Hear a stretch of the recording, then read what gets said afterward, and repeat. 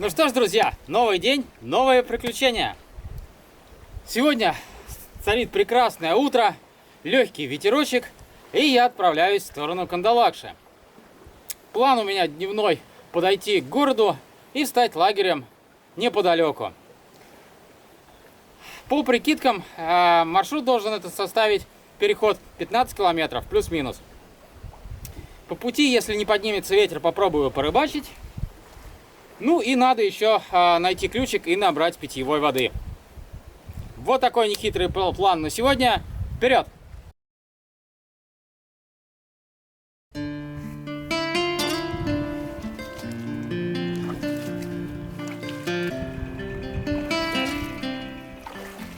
Все время мой отход от берега попадает на время отлива, поэтому все начинается с волока.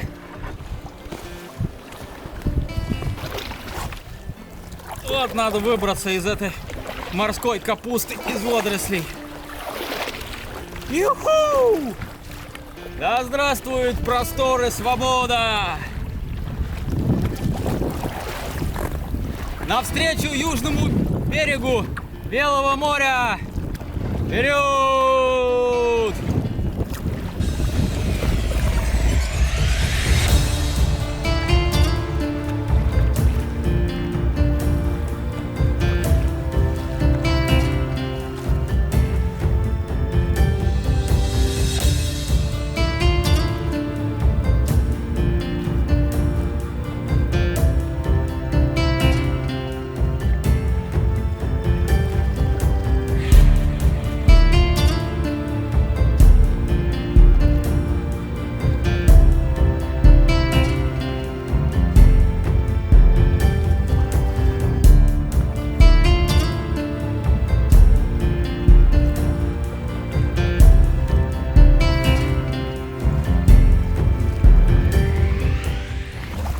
Первый родник мимо. То ли я его не нашел, то ли он пересох. По крайней мере, по картам я высадился прямо у него. И тем временем из-за скальных мысов у нас показываются уже первые островки Кандалакшского залива.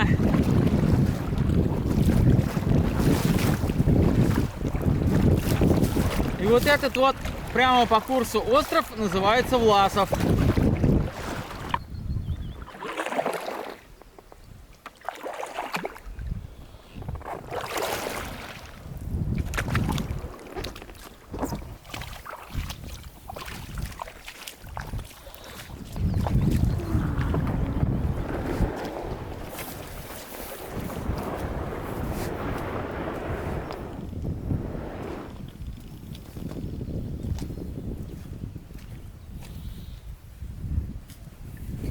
Заход номер 2 на поиски родника. Камеру брать не буду, слишком хлопотно. Беру канистры и иду. Ну все, миссия accomplished. Воду я набрал. Теперь у меня есть запас 15 литров. Просто другой тары пока больше емкости, к сожалению, нет. Пользуюсь тем, что нашел на берегу. И вот пока ходил, нашел малька трески. Они на отливе попадают в плен, запутываются в капусте и остаются. Сделаем доброе дело, спасем рыбку. Оп! Все, уплыла. А вот это вот на песочке, на литорале, в центре кадра такой вулканчик. Это норка червяка-пескожила. Вот здесь поближе видно, вот, в центре кадра. На них, вот на этого червя, хорошо ловится треска, если его откапывать и насаживать на курок, на крючок.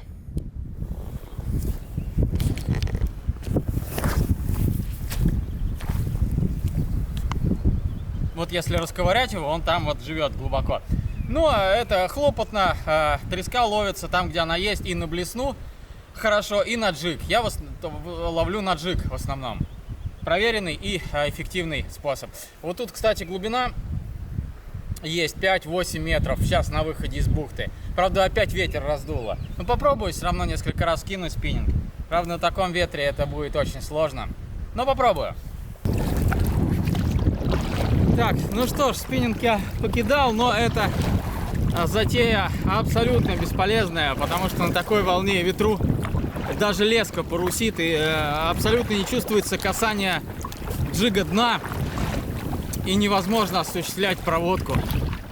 Плюс лодку всю болтает, колдыхает, сносит на камни.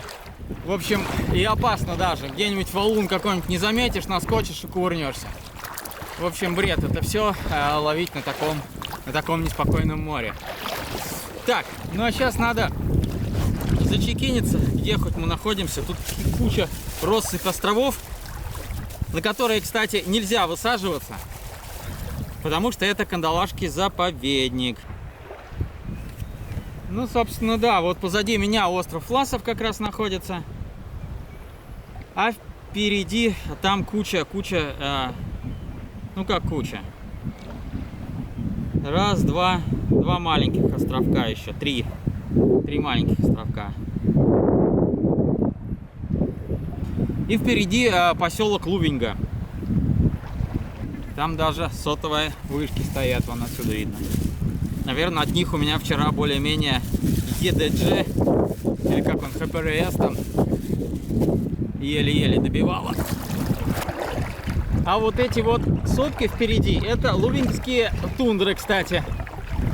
И высота у них порядка 600 метров.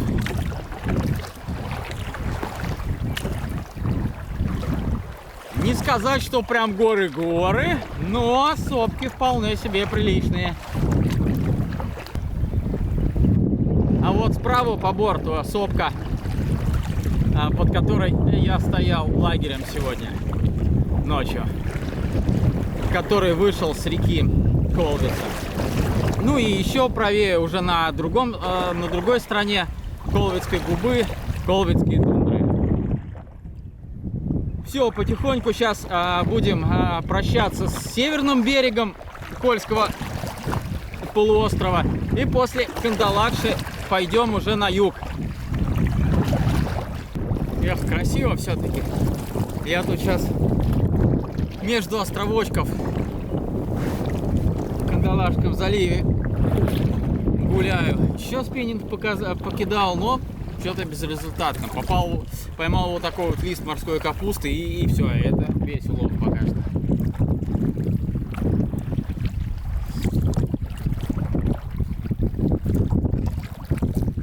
Красота!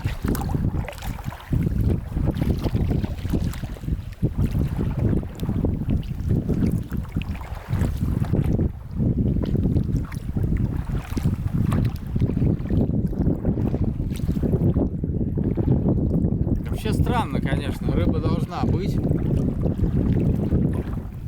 Мальков было куча, когда я за водой ходил там, на песчаном пляже бесновались. Очень странно. Ну ладно, может дальше. И почему-то здесь волна, хотя со всех сторон все закрыто островками, все равно с моря нагоняется приличное такое волнение. Странно. Я думал, что здесь вообще будет штиль. Он, чайка здоровая сидит, что-то тявкает, недовольна, что я тут потревожил ее покой. И вот, кстати, подойду сейчас вам показать табличку, что там написано.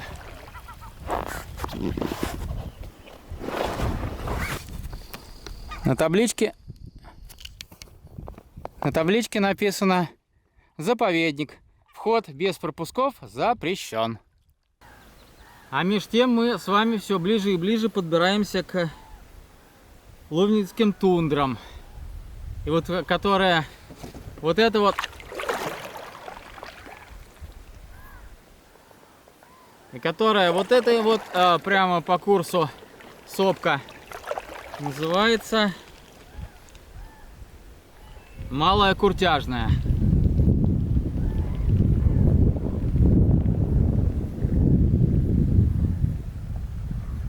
В этих затяжках между островами ярко выражены приливные течения, и идет такой накат во время, вот сейчас уже прилив пошел, что прям байдарка, ну, гребешь, и она прям чувствуется, что, ну, если против гребешь, то она на месте стоит, а если по, то грибок слишком слаб по сравнению с тем, что как загоняет именно волна приливная ее.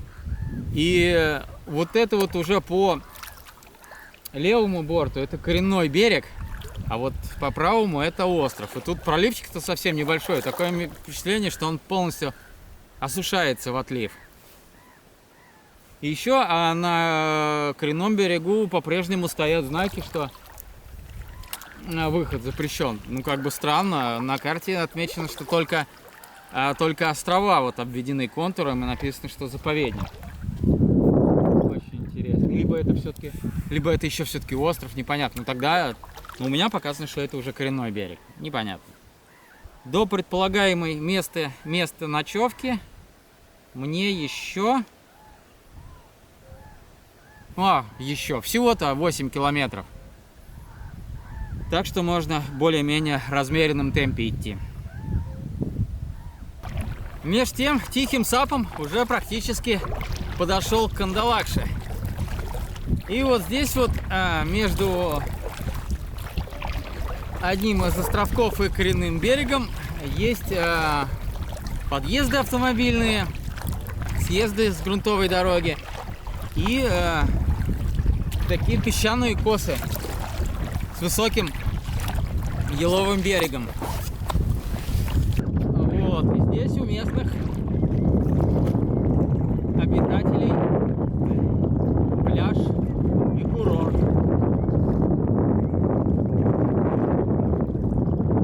Ну, прям скажем, купающихся по колено в воде бродят и греются на солнышке.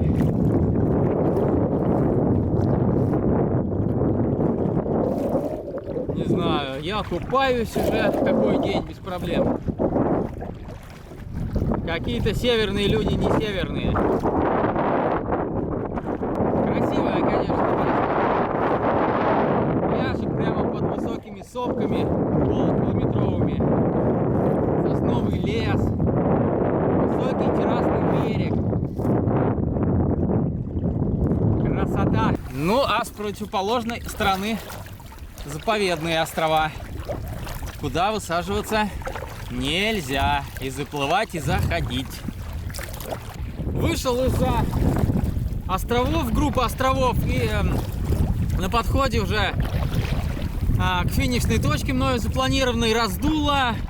Просто ужас. Нисколько волна-то небольшая, но вот ветер просто катастрофически сильный, встречный. Я его просто перегребаю из последних, так сказать, сил. Потянул дельтовидную мышцу правую. Каждый грибок больно делать теперь. Ну, в принципе, я до того заливчика, до которого планировал, не дошел, может быть, километр всего. Ну, то есть, вот этот мыс, который слева, его надо обогнуть и еще чуть-чуть пройти. Но там как раз и дует. Поэтому я сейчас вот причалю и посмотрю, может быть, где-то есть прям здесь стоянка нормальная, тогда я останусь. Если даже стоянки здесь нет, то я хотя бы минут 10-15 отдохну, чтобы рука болеть перестала. Дам ей немножко отдыха и осмотрюсь. Если что, зайду за мыс. Не знаю, наверное, вообще не слышно то, что я говорю, потому что порывы ветра адские. Но и оно и было, желтое предупреждение еще со вчера на сегодня я прогноз смотрел. Так что все по плану.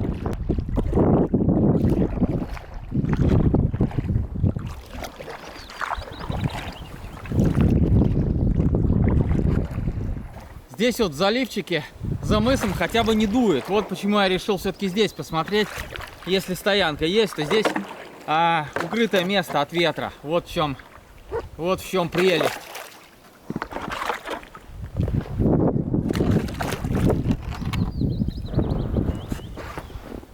Так, ну что, схожу сначала направо.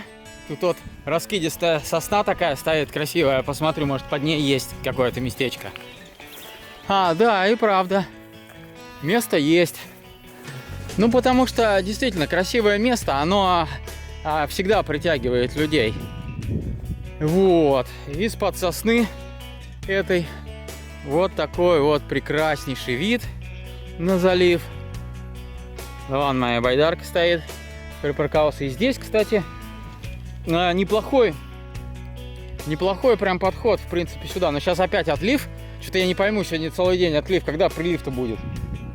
Можно подойти прямо сюда. Правда, потом, если будет отлив, то таскать. Не перетаскать. Но, в принципе, все. Место хорошее.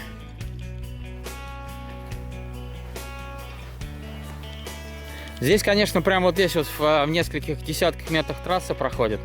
Ну и, собственно, вот он подъезд даже есть такой хреновенький. Ну, здесь потому что все уже город буквально вот в 2-3 километрах, поэтому здесь все, везде есть подъезды. Это уже не критично. В любом случае будет социум. Но мне так и нужно подойти максимально близко к городу, чтобы завтра город этот за один присест можно было перемахнуть. Ну и вторым вариантом еще, второй задачей стоит, может быть, попробовать зайти в магазин и докупить продовольствие. Если он будет рядом с берегом, чтобы, ну, как бы не оставлять байдарку без присмотра надолго. Ну все, место мне нравится, так что я остаюсь. Сейчас перепаркую байдарку и все. А вот опять байдарка куда-то без меня собралась в одиночное плавание. Ну, видимо, вот как раз прилив начинается. Раз я ее вытащил тут на песочек, значит, тогда подошла, и она попробовала от меня уплыть. Когда я только причалил и выкладывал вещи на берег и к лагерю, мимо меня прошла пара семейная. Муж, жена и ребенок. Ну, я спросил, откуда они. Они вот из, соответственно, Кандалаша. Спросил, есть ли там магазин. Ну, так, поговорили, пару слов перекинулись. Сейчас они вернулись назад на пляже, они отдыхали. И он вернулся, Алексей его зовут, и принес мне армейский паёк. Огромное спасибо добрым людям, которые помогают путешественникам. И огромное спасибо тебе, Алексей, в частности. Жму твою дружественную руку. В вечернем освещении, в мягком свете, белое море, конечно, и горы на горизонте, сопки смотрятся удивительно. Гладь воды, сейчас ветер подуспокоился, полный штиль. Несмотря на то, что я сижу в вафлиске, это от комаров, потому что заедают просто в усмерть. На самом деле на улице жара, сейчас 8 часов вечера. Ну, градусов 27-28 еще. Буквально час назад я купался еще. Вот, перед ужином. Сварил себе гречки, покушал и наслаждаюсь вот этими вот прекрасными видами. А задаренный подарок, паёк армейский, который Алексей мне задарил, я сегодня, наверное, открою и оттуда возьму что-нибудь к чаю. А уже все остальное буду кушать в следующий раз.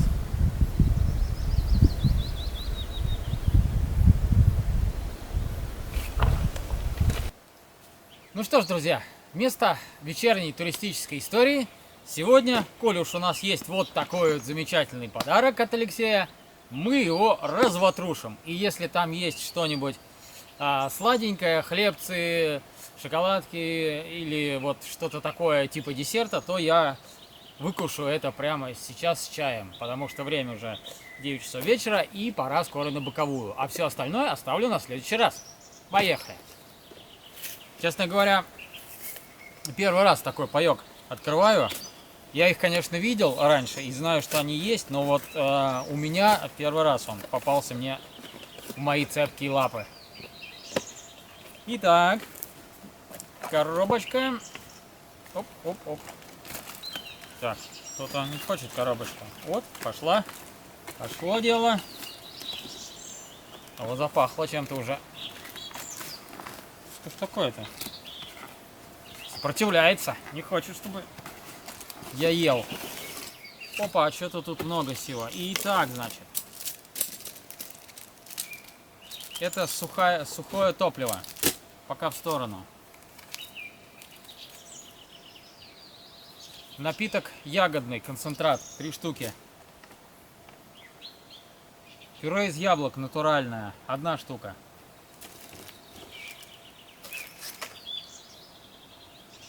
Шпик соленый, консервированный. Я потом все подсниму это дело отдельно. Да, тут, кстати, много. Ну, ложки, вилки, это понятно, пока в сторону. А сахар... Сахар тут классический. Повидло яблочное, опять-таки. Вот, кстати, армейский шоколад. Вот это вот сейчас вот сливки, кофе. Вот сливки, кофе завтра. Армейский шоколад прямо сейчас. Печенюшки. Салфетки тут влажные, спички для розжига.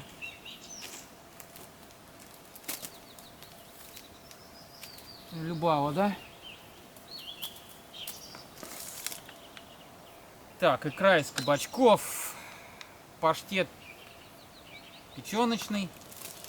Так, ну, значит, понятно, что эти крекеры. Это какая-то дня непонятная. Соль, сахар. Жевательная резинка. Даже 10 дрожжей. Кто бы мог подумать. Так, перец. Фарш колбасный. Сыр плавленый. Так, и вот основные блюда, значит, у нас тефтели из говядины, мясо с фасолью и каша рисовая с говядиной. Вообще отлично. Вообще отлично. На 3 дня мне, ну, салфетки, гигиенические. На 3 дня, в общем, мне еды как раз хватит. Не буду тратить свои запасы.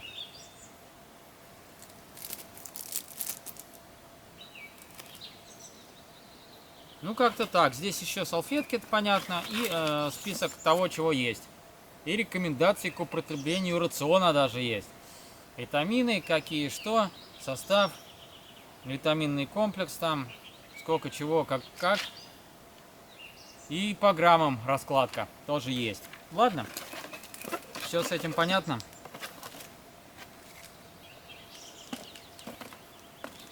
Сейчас подсниму, чтобы было понятно, что здесь вообще в принципе есть. Наглядно.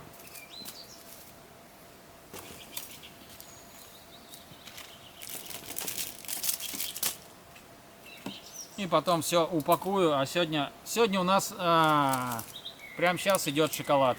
И в принципе все. Пойдет только шоколадка. Вот, кстати, как бы армейский рацион, то, что я достал из коробки. И тут же рядышком мой рацион. То, что я имею на данный момент. Практически все выложено. Напомню, что там, значит, у меня с собой крупы. Рисовая, гречневая и пшенная. Дальше подсолнечное масло для жарки рыбы. И оладушек. Также есть мука, соответственно, тоже для оладушек. Сахар, соль, кофе, чай. И приправа вегета. Она ко всему идет. Соответственно, 2 банки повидла для каши овсяной. И, соответственно, овсяная каша. И масло плавленое. В принципе, все. Больше у меня нет ничего. Так что вот этот вот дополнительный набор мне в копилку как нельзя, кстати. Лиса. Ребята, ко мне лиса пришла. Вон она рыжая. Сейчас что-то вкусненькое едать. Иди сюда. Иди сюда. Иди ко мне. Идиот. Ручная лиса. Я первый раз такое вижу.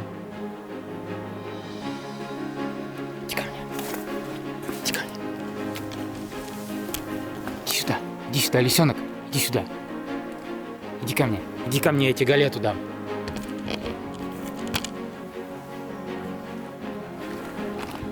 Главное, чтобы... Иди ко мне. Главное, чтобы она ночью у меня все тут не прожила. Иди ко мне.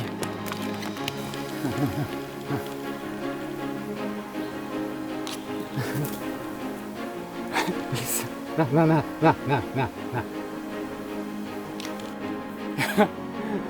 Офигеть, печенюшку лиса из рук.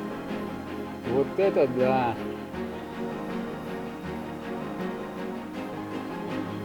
Вот это новости.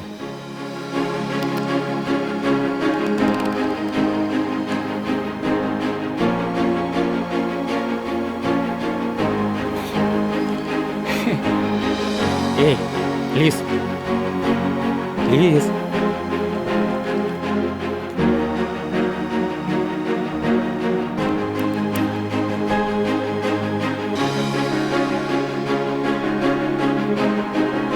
Что ты еще там нашла? Она, наверное, рыбу собирает на отмеле. Ну, на отливе. Которая рыбешка.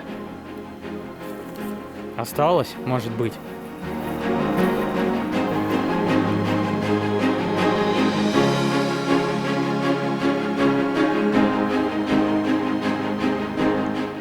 Да, вот такие вот, ребята, чудеса.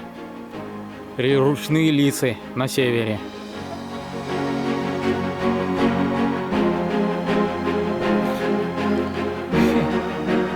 Эй, лис.